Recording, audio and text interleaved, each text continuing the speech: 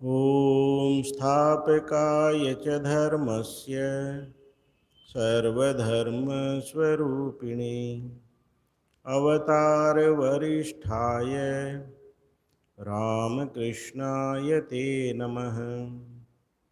सर्वे भवन्तु सुखिनः, सर्वे सन्तु निरामय, सर्वे भद्राणि पश्यन्तु, मा कश्चित् दुःखभाग् भवेत्।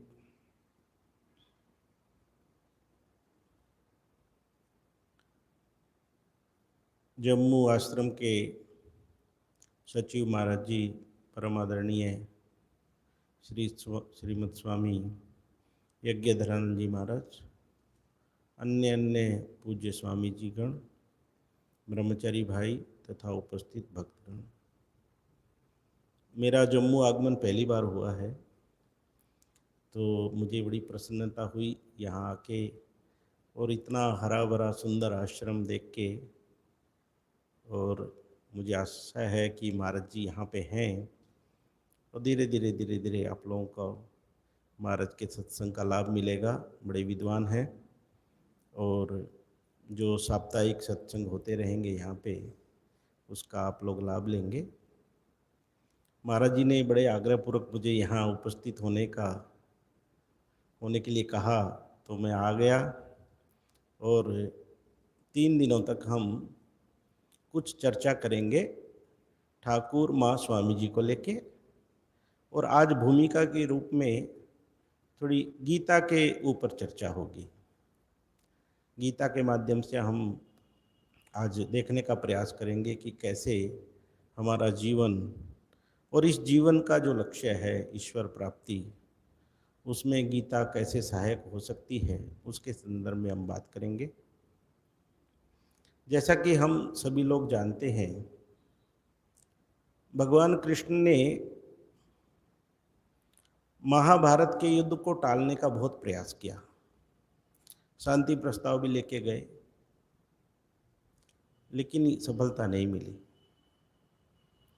या यूं कहा जाए कि भगवान ही चाहते थे कि महाभारत का युद्ध हो। दोनों ही बातें हो सकती हैं, क्योंकि ऐसा तो कोई काम हो नहीं सकता कि जो भगवान चाहें और पूरा ना कर सकें। तो मनुष्य की प्रवृत्ति ऐसी होती है कि वो कुछ भी छोड़ना नहीं चाहता, सब कुछ अपने पास ही रखना चाहता है। और यही प्रवृत्ति कौरवों में दिखाई देती है कि वो सुई की नोक के बराबर भी जमीन छोड़ना नहीं चाहते, संपूर्ण अपने पास रखना चाहते हैं।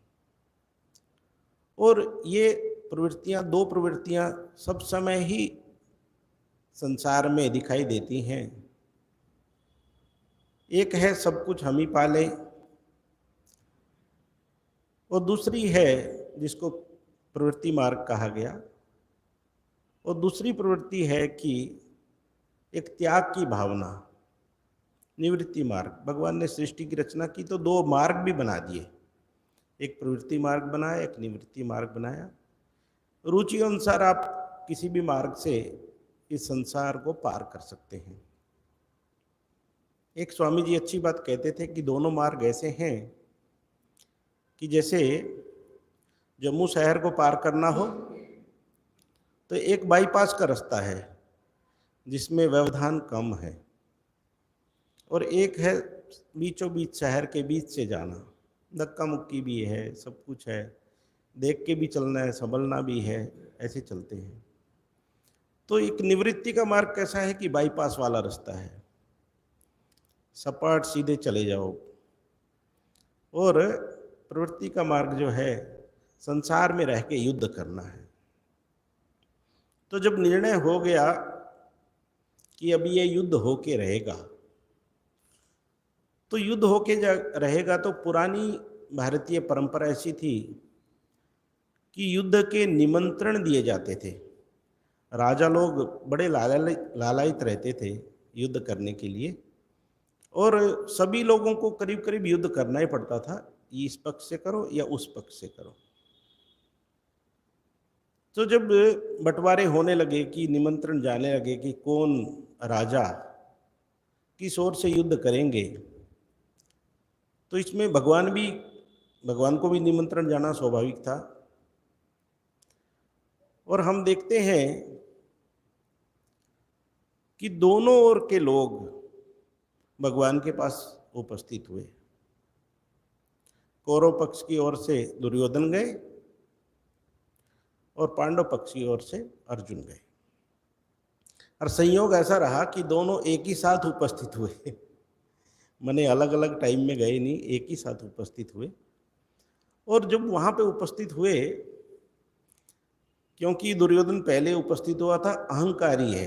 अहंकार की एक पहचान है कि वो झुकता नहीं, नष्ट हो सकता है लेकिन अहंकार झुकता नहीं है। तो इसलिए उसने देखा कि भगवान तो विश्राम कर रहे हैं, सो रहे हैं, तो जो सिरहाने पे की तरफ आसन रखा हुआ था, बड़ा सा आसन, भगवान का स्वयं का आसन था जिसमें वो स्वयं विराजमान होते थे, वहां जाके दुर्योधन बैठ जाते हैं। और अर्जुन क्योंकि भक्त है, भक्त समय समय विनम्र होता है। उसकी एक ही भावना होती है कि मेरे प्रभु ही सब कुछ है, उसमें अहंकार मात्र नहीं। और ये अहंकार ही हमको संसार में बांध के रखता है। अहंकार नष्ट होने से तो सब कुछ प्राप्ति हो ही जाती है। तो अर्जुन भगवान के श्री चरणों की तरफ जाके हाथ जोड़ के खड़ा हो जाता है। भगवान की नींद खुली, और जब भगवान की नींद खुली तो भगवान ने स्वाभाविक रूप से अर्जुन को पहले देखा, क्योंकि वो सामने थे और ये सिराने की तरफ थे। तो उन्होंने पूछा, अर्जुन तुम कब आए, कैसे आना हुआ? तो अहंकार पहले बोल उठता है, पहले मैं आया, क्योंकि उसको लगता है कहीं यही ना छीन के ले जाए सब कुछ। तो वो क्या होता है कि वो स्वयं जोर से बोलता है कि नहीं, मैं पहले आया हूं। भगवान कहते हैं हाँ ठीक है, लेकिन मैंने तो अर्जुन को पहले देखा है। आप पहले आए हैं ठीक है, लेकिन मेरी दृष्टि तो इनके ऊपर ही पड़ी है। लेकिन ठीक है, आप दोनों का आगमन किस लिए हुआ है? तो दोनों ने कहा कि प्रभु अब युद्ध तो निश्चित हो गया है, हम लोग जो दोनों हैं आपको निमंत्रण देने आए हैं युद्ध का, कि आप किसकी तरफ से युद्ध करेंगे। भगवान ने कहा कि जब दोनों लोग आए हैं तो मैं दोनों की तरफ से युद्ध करूंगा। ऐसे तो संभव है नहीं, एक आदमी दो तरफ से युद्ध कैसे करेगा। लेकिन भगवान कहते हैं कि हाँ ठीक है, दोनों का निमंत्रण मैं स्वीकार करता हूं और दोनों की तरफ से युद्ध होगा, मैं सम्मिलित होऊंगा। तो प्रश्न उठता है कि भगवान दोनों की तरफ से कैसे युद्ध करेंगे। तो यहां पे भगवान कहते हैं कि बात ऐसी है, एक तरफ मैं और दूसरी तरफ मेरी जो है ना सात अक्षौणी सेना है, बहुत विशाल है। और सेना के बारे में भगवान कहते हैं कि जो मेरी सेना है मेरे समान बलवान है, उसके योद्धा जो है, जितना शक्तिशाली जितना बलवान मैं हूं, मेरे ही समान सब योद्धा हैं उसमें। अब चुनाव आप लोगों को करना है कि आप सेना लेंगे कि मुझे लेंगे। और ये खाली अर्जुन और दुर्योधन के बीच की बात नहीं है, ये हमारी भी बात है कि हमारे जीवन के हर क्षण ऐसी चीजें उपस्थित होती हैं कि हम संसार लें कि सेना लें। और कदाचित हमको सब समय ऐसा लगता है कि, क्योंकि भगवान ने एक बात और कही वहां पे कि मैं जिस तरफ भी रहूंगा, जो भी मुझे लेगा, मेरी एक कंडीशन और है कि मैं युद्ध नहीं करूंगा, अस्त्र शस्त्र नहीं व्यवहार करूंगा, उठाऊंगा ही नहीं। तो मन में और प्रश्न उठता है कि जो आदमी युद्ध नहीं करेगा, अस्त्र शस्त्र उठाएगा नहीं, उसका लेकर क्या करेंगे? अचार थोड़ा डालेंगे। हमको तो सेना चाहिए, क्योंकि रण क्षेत्र है, वहां तो युद्ध होना है। और ये तो महाशय कह रहे हैं कि मैं युद्ध नहीं करूंगा। और इसी प्रकार हमारे जीवन में भी दिखाई देता है कि हम जब भगवान का पक्ष लेते हैं, भगवान को अपने जीवन में लाना चाहते हैं, तो सोचते हैं कि भगवान से काम होगा क्या नहीं होगा। और कई बार ऐसा लगता है कि जगत को लेके ही तो सारा व्यवहार है, जगत से, पैसे से, सम्मान से, कंफर्ट दुनिया का, इसी से तो हमारा जीवन चलता है। क्या ऐसा लगता है कभी भगवान से जीवन चलता है? ठाकुर के पिताजी खुदीराम चट्टोपाध्याय जी, उनके जीवन में एक प्रत्यक्ष घटना घटी। जब वो डेरे ग्राम में रहते थे, इतना सुंदर उनका जीवन था, 250 बीघा जमीन थी, परिवार खुशहाल आनंद में रहते थे, भगवान के भक्त थे, सिर्फ भगवान का भजन करते थे और कुछ ज़्यादा चक्कर में थे ही नहीं।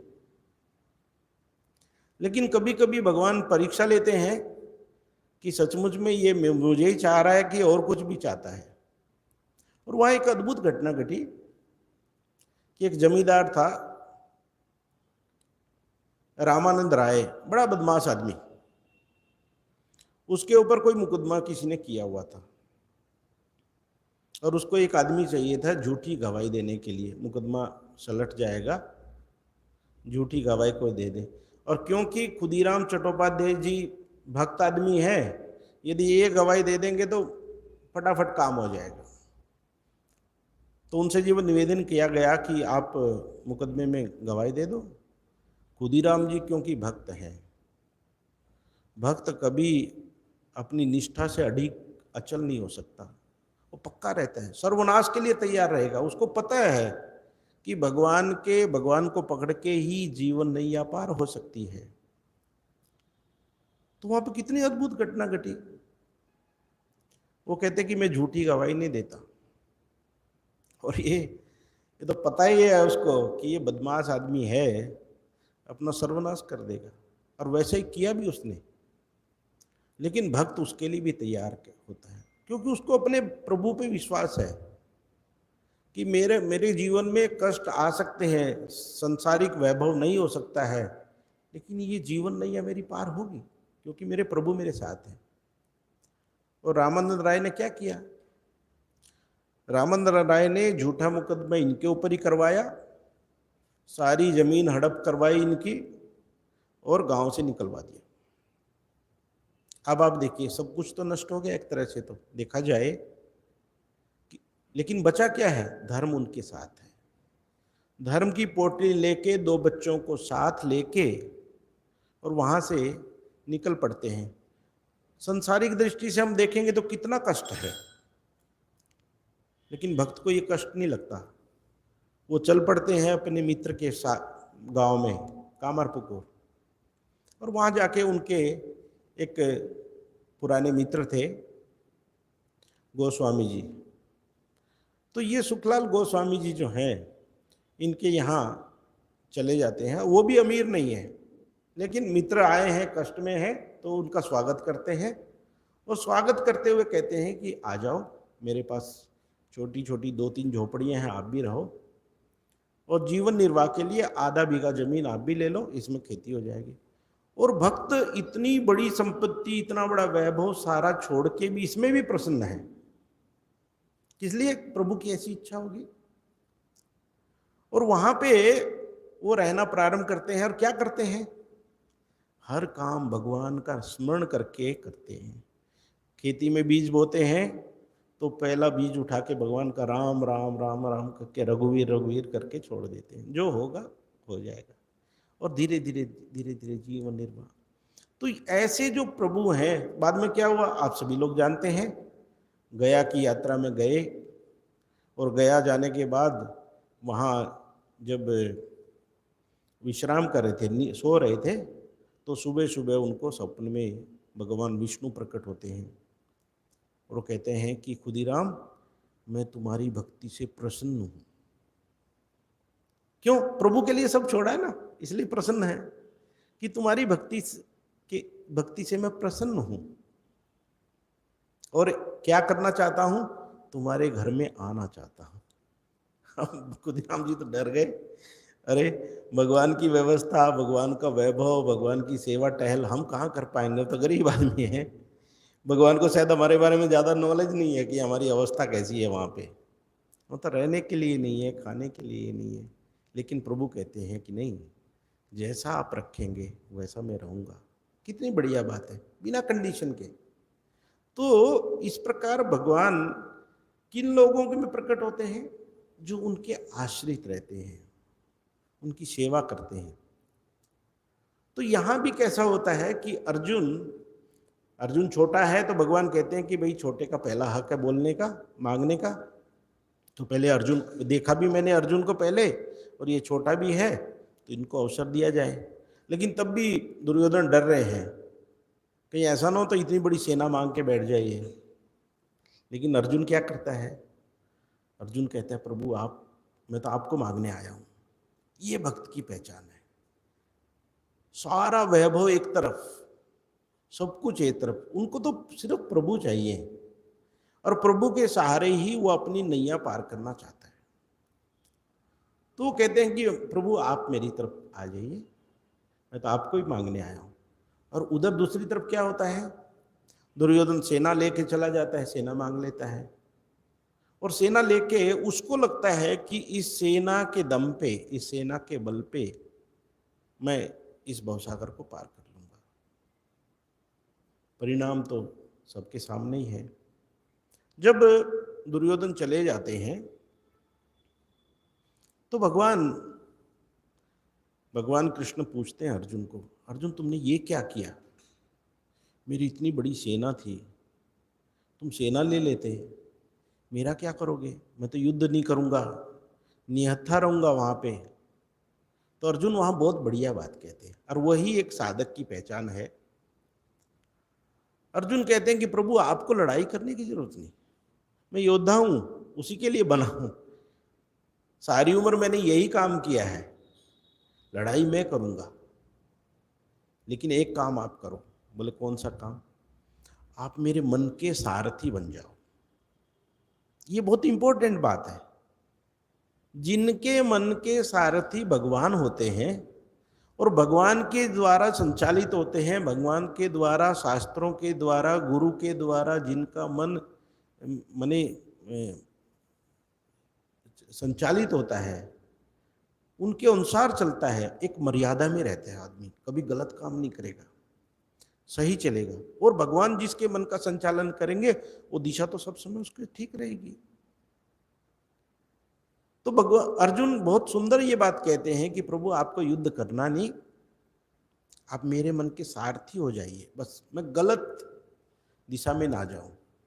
और जब साधक ये मान लेता है कि भगवान मुझे नियंत्रित कर रहे हैं, भगवान के अनुसार मेरा जीवन चल रहा है, तो कभी भी वो बेताल चलता ही नहीं। और ये संसार क्या क्या, हजार संसार आ जाए सबको पार कर जाएगा। भगवान ने गीता में कहा भी है, भगवान कहते हैं गीता में कि अनन्य चिंतयन्तो माम ये जना पर्युपासते तेषाम नित्यभियुक्ता नाम योगक्षेम वहाम्यहम्। जो लोग अनन्य भाव से मेरा चिंतन करते हैं, माने दूसरे का सहारा नहीं, दूसरे का चिंतन नहीं, सिर्फ मेरा ही चिंतन करते हैं। मैं क्या करता हूं? जो चीजें उनके पास उपलब्ध नहीं है वो चीजें उनको उपलब्ध कराता हूं, और जो उपलब्ध हैं उनका संरक्षण करता हूं, उनकी रक्षा करता हूं। भगवान चिंतित हो जाते हैं। भगवान, मुझे रामायण की बात याद आती है, बड़ी सुंदर बात, कि भरत का जीवन जो है, मैं तो कई बार सोचता हूं कि भरत का जीवन जो है भगवान राम से भी अच्छा है। क्यों? क्योंकि भरत को भगवान राम भूलते ही नहीं, कभी नहीं भूलते। वो चित्रकूट के रास्ते से जा रहे हैं तीनों लोग, भगवान के पैर में कांटा गड़ गया, और जैसे ही भगवान के पैर में कांटा गड़ा, भगवान बहुत दुखी हो गए। तो लक्ष्मण ने सोचा, कांटा गड़ने से इतने दुखी हो गए? बोले क्या इतने कमजोर है हमारे भगवान? एक कांटा गड़ गया और इतने दुखी हो गए? ये तो पराक्रमी है, योद्धा है, इतने बड़े बड़े युद्ध कर चुके हैं, और ऐसे एक पैर में कांटा गड़ने से इतने दुखी हो गए। तो लक्ष्मण के मन में संदेह हुआ। लक्ष्मण ने पूछा कि प्रभु आप कांटा गड़ने से इतने दुखी हो गए, आपको बहुत दुख लगा क्या? कांटे चुभन का बहुत कष्ट हुआ आपको? बोले नहीं, मुझे कष्ट नहीं हुआ। बोले फिर? बोले तुम ऐसा करो, मेरे साथ जो है ना, रास्ते में चलते चलते सब कांटे हम बीन लेते हैं, इकट्ठे कर लेते हैं, जो भी रास्ते में कांटा आएगा सब। बोले आप इतने डरते हैं कांटों से? बोले नहीं, तुम समझ नहीं रहे हो, मेरे पीछे पीछे वो पगला भरत आने वाला है और ये भरत के पैर में यदि कांटा गड़ गया तो तुम कल्पना कर सकते हो कितना दुखी हो जाएगा। क्योंकि वो अपने लिए दुखी नहीं होगा, उसको तो मेरा ही चिंतन करता है, सब समय मेरा चिंतन करता है, और वो कहेगा कि मेरे कारण, वो सारा अपने ऊपर ले लेता है कि मेरे कारण प्रभु को इतना कष्ट हुआ, प्रभु के पैर में कांटा गड़ा। तो प्रभु कितना ख्याल रखते हैं अपने भक्त का। तो वो कहते हैं कि नहीं, मुझे कष्ट नहीं, मेरे भरत को कष्ट ना हो, इसलिए इस सब रास्ते के कांटे हम बीनते चलेंगे, कोई कांटा नहीं रहना चाहिए। तो सारी चिंता किसकी हो जाती है? ऐसा नहीं एक ही अवतार में, सब अवतार में, रामकृष्ण अवतार में आप देख लो, विवेकानंद के घर की अवस्था खराब हुई तो ठाकुर चिंतित हो रहे हैं। कभी कभी तो भक्तों को एक जगह कह भी देते हैं कि नरेन के घर की अवस्था ठीक नहीं है, क्या तुम मदद कर सकते हो? उसी टाइम नरेन आ गए। और नरेन जब आ गए, उन्होंने सुन लिया कि ठाकुर भक्तों से कह रही है कि मेरे घर की अवस्था ठीक नहीं है, कि कुछ मदद हो सकती है क्या। तो वो तो शूरवीर है नरेन, तो स्वाभिमानी है, वो कहते हैं कि नहीं, आप मेरे घर की अवस्था दूसरों को क्यों बता रहे हैं। और वहाँ पे प्रभु रोने लगते हैं। भगवान श्री रामकृष्ण रोते रोते कहते हैं कि नरेन, मैं तेरे लिए घर में जा जा के भिक्षा का पात्र लेके घर घर में भीख मांग सकता हूँ तुम्हारे लिए। ये भगवान है भक्त के लिए, कुछ भी कर सकते हैं। और वो रोते हुए कह रहे हैं कि मैं तेरे से इतना प्रेम करता हूँ कि मैं तेरे लिए कुछ भी कर सकता हूँ। तो कहने का अर्थ क्या हुआ कि ये एक अवतार में ऐसा नहीं हुआ, हर अवतार में। क्यों? क्योंकि अन्य कोई आश्रय रखे नहीं इसने, एक ही आश्रय है, सिर्फ प्रभु का आश्रय है, तो प्रभु को तो करना ही पड़ेगा। तो यहाँ पे ऐसा दिखाई देता है। और भगवान गीता में जो करते हैं, तो इसका कोई प्रमाण है हमारे पास कि अनन्य भाव से जिन लोगों ने भगवान का चिंतन किया, कि उनका योग क्षेम वहन किया कि नहीं किया? किया। कथा आती है तो तुलसीदास जी जो है बनारस में रहते थे, एक कुटिया बना के रहते थे। तो कुटिया में रहते रहते दो युवक लोग, वो चोर थे, उन्होंने देखा ये बाबा यहाँ रहते तो हैं, लेकिन बड़े बड़े लोग इनके पास आते हैं मिलने के लिए, तो कुछ न कुछ तो पैसा कौड़ी होगा इनके पास। तो उनको लगा कि हम रात में जो है ना चोरी करेंगे। तो दोनों युवक रात के अंधेरे में आ गए, लेकिन आने के बाद क्या देखते हैं कि दो धनुधर खड़े हुए हैं, वो तो पहरा दे रहे हैं। उन्होंने सोचा सामने खड़े होंगे ये लोग, पीछे गए, वहाँ भी खड़े हैं। कुटिया में चारों तरफ घूम के देखा कि एकदम तैनात, इधर से उधर किया तो चला देंगे, धनुधर खड़े हुए हैं। अब इन्होंने बहुत प्रयास किया लेकिन चोरी करना हुआ नहीं, डर गए। अब उनको एक निश्चय हो गया कि पैसा बाबा के पास बहुत है, क्योंकि गार्ड अच्छे तकड़े रखे हुए है ना, जहां देखो वही दिखाई देते हैं। तो इन्होंने चोरी का आइडिया छोड़ दिया। सवेरे जब बाबा जी उठेंगे तुलसीदास जी, तो उनसे मुलाकात करके पूछेंगे हम। तो जब सवेरे उठे, वो तो 3 बजे उठ जाते थे, और पहला नाम भगवान का ही नाम करते हैं। जो भक्त होता है उनका पहला नाम प्रभु का ही लेते हैं, क्योंकि दिन रात चिंतन प्रभु का है, तो उठ के भी भगवान का नाम लेते हैं। तो राम राम कहते हुए बाहर निकले, गंगा जी में स्नान करेंगे, और वहीं पे घाट पे जाके, अस्सी घाट पे जाके वहाँ पे ध्यान भजन करेंगे। जैसे बाहर निकले चोर लोग, दोनों युवक आ गए, तो ईमानदारी से कह दिया, बाबा जी हम चोर हैं। बोले फिर ले लो जो कुछ चाहिए कुटिया में से। बोले नहीं, अब लेने का विचार नहीं है, एक प्रश्न हमारे मन में है। बोले क्या प्रश्न है? बोले आपने ये जो 2 युवक रखे हैं गार्ड के रूप में, जो आपका संरक्षण कर रहे हैं, पहरा दे रहे हैं, ये कौन है? बोले कहाँ है? तो देखने गए तो वो गायब हो गए। अब दिखते ही नहीं, वो तो अंतर्ध्यान हो गए। बोले अभी तो थे, अभी दिख रहे थे हम लोगों को। तुलसीदास जी ने पूछा कि कैसे थे देखने में? बोले बड़े सुंदर थे, ऐसा ऐसा रूप हमने देखा ही नहीं। युवक थे, सब बलशाली थे, हाथ में धनुष और तीर लिए हुए थे। अब तुलसीदास जी को समझ में आया, ओहो ये तो बात गड़बड़ हो गई है कि मैं प्रभु का गुणगान करता हूँ, प्रभु का नाम लेता हूँ, और प्रभु मेरी रक्षा के लिए ये खड़े रात भर पहरा देते हैं। तुलसीदास जी कहे बस आज के बाद उनको पहरा देने की जरूरत नहीं, झोपड़ी में लगा दी आग, और बाकी का जो जीवन रहा वो घाट पे बीतता रहा, भिक्षा करके खाते थे। तो कहने का अर्थ क्या हुआ कि अपने भक्त का संरक्षण प्रभु रक्षा करते हैं अपने भक्त की।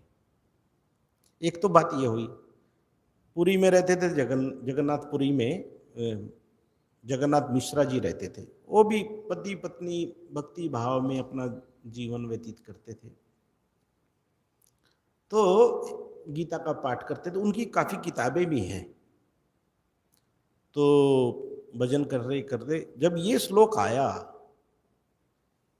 कि योग क्षेम वहाम्यहम्, उनको लगा कि ये वाहन करके लाना सामान अपने भक्त के लिए ये थोड़ा ठीक नहीं हुआ, ये ज़्यादा लिखा गया। वो भेज सकते हैं किसी के द्वारा, ददाम्यहम् ठीक है, दे देते हैं, मतलब ठीक है किसी के द्वारा भेज दे, लेकिन स्वयं वाहन करके लाएंगे ये तो जमा नहीं। तो उन्होंने क्या किया, लाल पेन लिया और उस शब्द को काट के ददाम्यहम् लिख दिया, और आई गई बात हुई। और वो सवेरे बाहर गए, जैसे ही मिश्रा जी बाहर गए तो एक छोटा बालक, 15-20 साल का बालक युवक, सिर पे फल सब्जियां और राशन सब लेके आ रहा है, लेकिन यहाँ पे कटा हुआ है और खून बह रहा है। और आके मिश्राइन जी बैठी थी वहाँ पे घर में, बोले ये सब सामान ले लो, खाने पीने का सामान है। तो उसने बालक के चेहरे की तरफ देखा, देखती रह गई, इतना सुंदर बालक कभी देखा ही नहीं, क्योंकि भगवान में एक सुंदरता रहती है। और मिश्रा जी की पत्नी पूछती है कि बेटा एक बात बताओ, तुमको ये मारा किसने है? बोले क्या बताएं, आपके पति ने मारा है। बोले अरे हमारे पति तो इतने अच्छे आदमी हैं, अब कैसा बोल रहे हैं, वो तो भक्त आदमी है, वो तो किसी से झगड़ा तक नहीं करते, अब तुम क्या बोल रहे हो? बोले नहीं, उन्होंने मारा है, ये घर में बहुत अच्छे बने रहते हैं लेकिन बाहर बहुत उत्पात मचाते हैं। बोले ऐसा है क्या? बोला आने दो फिर तो सामान रख के ये बालक तो चला गया। अब मिश्रा जी आए और मिश्राइन तो भर के बैठी हुई थी, एकदम भरी बैठी थी। आए तो बरस पड़ी, बोले यहाँ बड़े भक्त बने रहते हो, और बच्चे ने क्या बिगाड़ा था तुम्हारा कि तुमने इतना जोर से मारा, उसको खून निकला हुआ था, और इतना सुंदर बालक इतना सामान दे के गया है। मिश्रा जी समझ गए लक्षणों से जो मिश्राइन बोल रही थी। बोले नहीं, ये ठीक नहीं हुआ, ये तो प्रभु ने उसको सिद्ध करके दिखाया कि मैं योग क्षेम वाहन करता हूँ, देता नहीं स्वयं लेके आता हूँ। और ऐसा तो होता ही है, प्रभु अपने भक्त के लिए तो सब कुछ करेंगे। तो इस प्रकार जब हमने देखा तो उन मिश्रा जी ने क्या किया, उसको काट दिया वापस और लिख दिया वहाँ वहाम्यहम्, यही ठीक है। तो भगवान क्या करते हैं कि अपने भक्तों के लिए जो अनन्य भाव से उनका चिंतन करता है उसके लिए सब कुछ करते हैं। और ऐसा नहीं माने एकमात्र चिंतन करने से ही, जैसा मैंने कहा भरत के बारे में, भरत के बारे में तो बड़ी सुंदर कथा आती है कि जब लक्ष्मण मूर्छित हो गए और लक्ष्मण मूर्छित होने के बाद हनुमान जी संजीवनी बूटी लेने गए, तो संजीवनी बूटी लेने जब गए तो एक इच्छा थी लक्ष्मण इसके हनुमान जी की कि एक बार है ना भरत से मिलना बहुत जरूरी है। बोले ऐसी कौन सी बात है? बोले सवेरे उठ के भगवान राम उन्हीं का नाम लेते हैं, हम सेवा में जुटे हुए हैं, मैं और लक्ष्मण दोनों दिन रात सेवा करते हैं भगवान की, लेकिन नाम भरत का लेते हैं शुरू में उठते ही। एक बार भरत से तो मिलना पड़ेगा।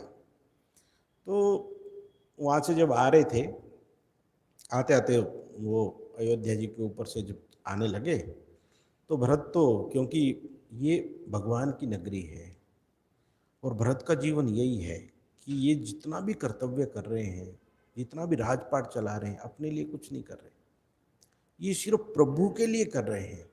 और यही एक सुंदर भाव है, रामकृष्ण देव का भी यही भाव था कि ये जगत प्रभु का है, ये परिवार प्रभु का है, ये आश्रम प्रभु का है, हम क्या हैं, हम उस प्रभु की ही सेवा कर रहे हैं और कुछ भी नहीं कर रहे, यही हमारी आराधना है, यही पूजा है। तो भरत क्योंकि भगवान की सेवा पूजा कर रहे हैं, उन्हीं का चिंतन करते हैं, उन्हीं का काम करते हैं, तो रात को गार्ड की ड्यूटी भी खुद ही कर रहे हैं। सारी प्रजा सोई हुई है और भरत खड़े हुए हैं। जब उन्होंने देखा कि कुछ एक विशाल काय पहाड़ लेके कोई गुजर रहा है, तो आशंका में उन्होंने बिना फल का तीर चलाया। हम सब काम फल की आशा से करते हैं, लेकिन भरत को आशा फल नहीं चाहिए, बिना फल। फल के दो अर्थ होते हैं, एक तो वो तिकोना जो लग रहे थे उसको फल बोलते हैं, हिंदी में फाल भी बोलते हैं उसको। तो बिना फल का बाण चलाया, तो बिना क्षति के लिए हनुमान जी नीचे आने के बाद देखा कि बेहोशी में भी राम राम कर रहे हैं। तो राम राम कर रहे हैं, इसका मतलब क्या हुआ कि कोई भगवान का भक्त है। तो अब ये जो भरत जी है, इनको संजीवनी बूटी लानी पड़ी नहीं हनुमान जी को वापस मूर्छा उनकी दूर करने के लिए। उन्होंने एक ही बात कही कि यदि मन वचन कर्म से मैंने सिर्फ भगवान का ही चिंतन किया, भगवान का ही काम किया, कि जो भी हो इनकी मूर्छा दूर हो जाए। और हनुमान जी बैठ गए तुरंत। कितनी ताकत है भगवान में। तो जब बैठ गए हनुमान जी ने, दोनों का आपस में जब परिचय हुआ, उन्होंने कहा कि ऐसी ऐसी घटना घटी है, लक्ष्मण जी मूर्छित हो गए हैं और मैं संजीवनी बूटी लेने जा रहा था। तो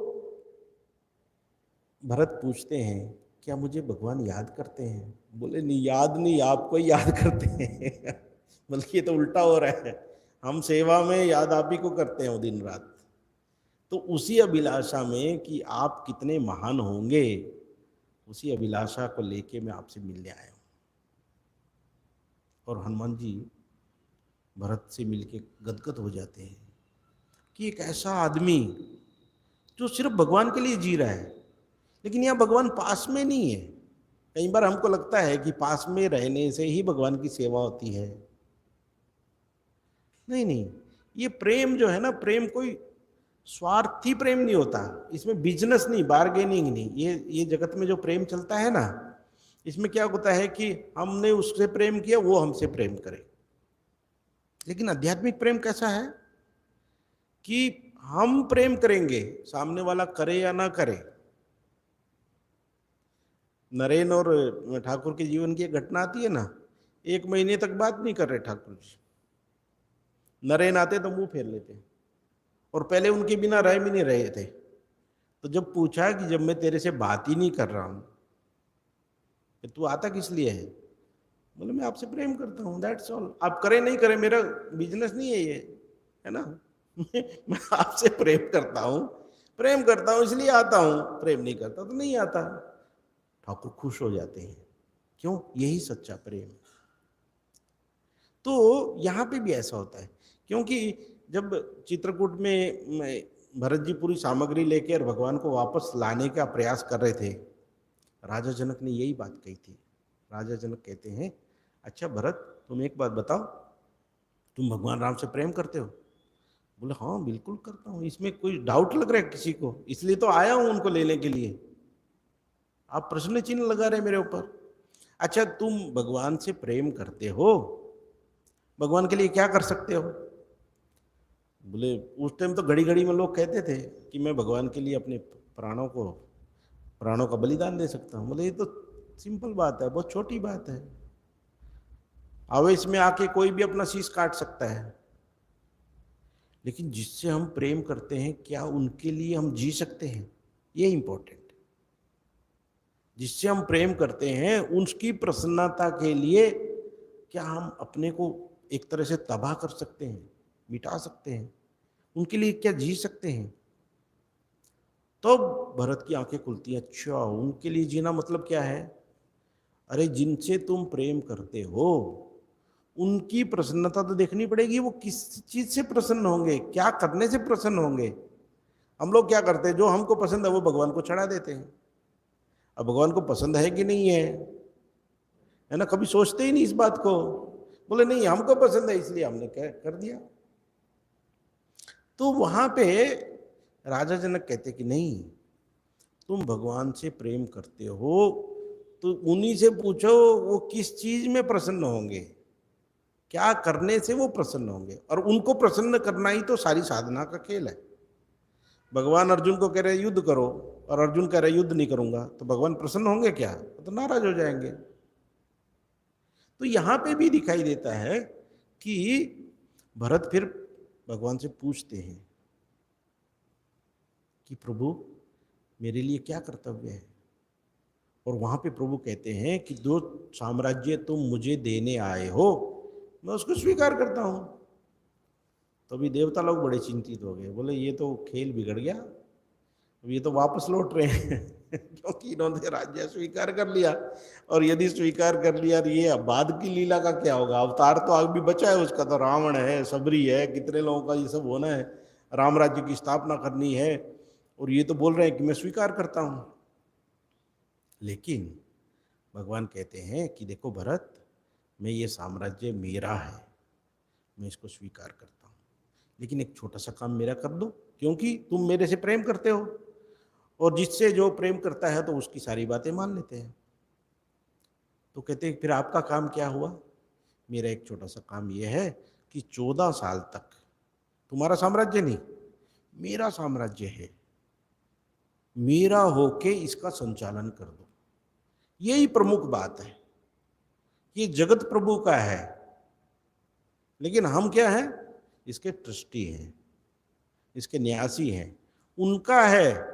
तो जब उनका रहेगा तो कितना अच्छे से संचालन करेंगे हम, क्योंकि भगवान का रहने से, अब ये मिशन में महाराज लोग चलाते हैं, ये ठाकुर जी का है, इसलिए तो इतनी अच्छी तरह से एक स्वामी जी चलाता था, दूसरा आता है वो भी और अच्छे से चलाता है। ऐसा कभी आप लोगों ने देखा नहीं होगा कि एक चले गए तो अभी नेग्लिजेंसी आ गई, ऐसा नहीं।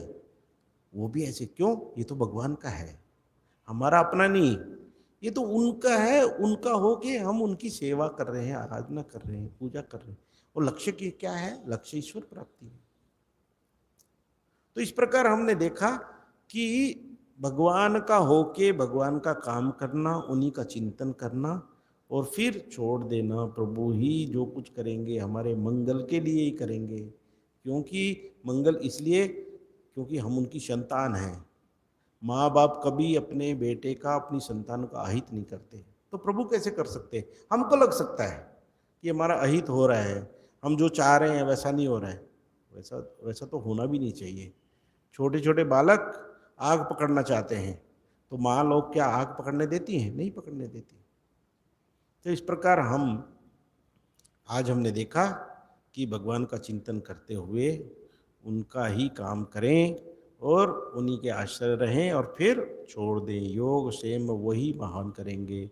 इन्हीं शब्दों के साथ मैं अपनी वाणी को विराम देता हूँ। आप सभी लोगों को धन्यवाद। ओम शांति शांति शांति। हरि ओम तत्सत। श्री राम कृष्णार्पणमस्तु।